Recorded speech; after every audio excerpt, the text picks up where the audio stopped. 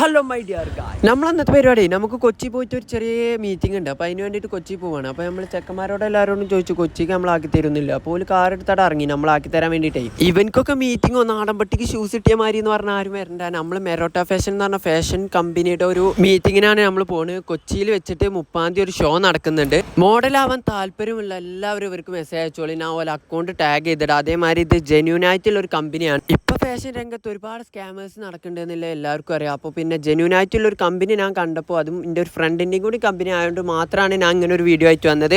ഫ്രണ്ടിൻ്റെ അക്കൗണ്ട് ഞാൻ ഇതിൽ ടാഗ് ചെയ്തിട്ട്. മോഡലാവാൻ താല്പര്യമുള്ള എല്ലാവരും അവർക്ക് മെസ്സേജ് അയച്ചോളൂ. നമ്മളും ഉണ്ടാവും ഈ ഷോക്ക്. അതേമാതിരി നിങ്ങളെ ഫ്രണ്ട്സ് ആൻഡ് റിലേറ്റീവ് കൂട്ടത്തിലുള്ള ആർക്കെങ്കിലും മോഡലിങ്ങിന് താല്പര്യം ഉണ്ടെങ്കിൽ അവർക്കും ഈ വീഡിയോ ഷെയർ ചെയ്യാം. അവർക്കൊരു ഉപകാരം ആയിക്കോട്ടെ. ഏതായാലും നമ്മൾ കൊച്ചിക്ക് എത്തിയേക്ക് തന്നെ നമുക്ക് വള്ളക്ക് വെച്ചു. അപ്പോൾ നമ്മൾ എന്ത് ചെയ്തു, നേരെ പോയിട്ട് ഫുഡ് കഴിച്ചു. എന്നിട്ട് നേരെ മറൈൻ ഡ്രൈവ് പോയിരുന്നു. അവിടെ കുറച്ച് നേരം ഇരുന്നപ്പോൾ തന്നെ ഒരു 12 മണി ആയിക്കോളൂ. കാരണം നമുക്ക് സമയം പോയത് അറിഞ്ഞില്ല. അപ്പോൾ നമ്മൾ നീച്ചിട്ട് നേരെ പള്ളി പോകണമല്ലോ. അപ്പോൾ ആദ്യം പോയി ഒന്നാട് കുളിച്ച് മാറ്റി. എന്നിട്ട് നമ്മൾ നേരെ പള്ളിക്കട് പോയി. പള്ളി പോയി നിസ്കാരം കഴിഞ്ഞിട്ട് ഇറങ്ങി. എന്നിട്ട് നമുക്ക് ഓല് സലാമും തന്നു. ഓല പാട്ടിനും പോയി. നമ്മൾ നേരെ മീറ്റിങ്ങിനും പോയി. മീറ്റിങ്ങും കാര്യങ്ങളൊക്കെ കഴിഞ്ഞ് നമ്മൾ അവിടെ നിന്നാണ്ട് ഇറങ്ങി. മീറ്റിംഗ് സ്ഥലത്ത് നിന്ന് നമ്മൾ വീഡിയോ എടുക്കാനായിട്ട് മറന്നു. ഏതായാലും മറന്നതല്ലേ, അതിൻ്റെ വിഷമം തീർക്കാൻ വേണ്ടി ഇവൻ്റെ കടയിൽ പോയി ഒരു അത്തറോട് വാങ്ങി. അത് കഴിഞ്ഞേക്ക് നമുക്ക് സർക്കാർ വണ്ടിയാണ് വന്നുക്കണം. അപ്പോൾ പിന്നെ അതിൽ കയറിയിട്ട് പെരി പോകാൻ വിചാരിച്ചു. അതിൽ പിന്നെ കാല് കുത്താൻ പോയിട്ട് സൂചി കുത്താനും കൂടി സ്ഥലം ഉണ്ടായിരുന്നില്ല. അത് വേറെ വിഷയം. അത് കാരണം നമ്മൾ തൃശ്ശൂരൊന്നും ഇറങ്ങിയിട്ട് വേറെ വണ്ടി കയറാൻ വിചാരിച്ചു. പിന്നെ അതിൽ ഫുട്ബോൾ കളിക്കാനുള്ള സ്ഥലം ഉണ്ടായതുകൊണ്ട് നമുക്ക് നിൽക്കാൻ പോയിട്ട് ഒരു ഗ്യാപ്പ് പോലും ഉണ്ടായിരുന്നില്ല. ജീവൻ ഉണ്ടെങ്കിൽ എന്നെ കാണാം. അപ്പോൾ ബാക്കി പിന്നെ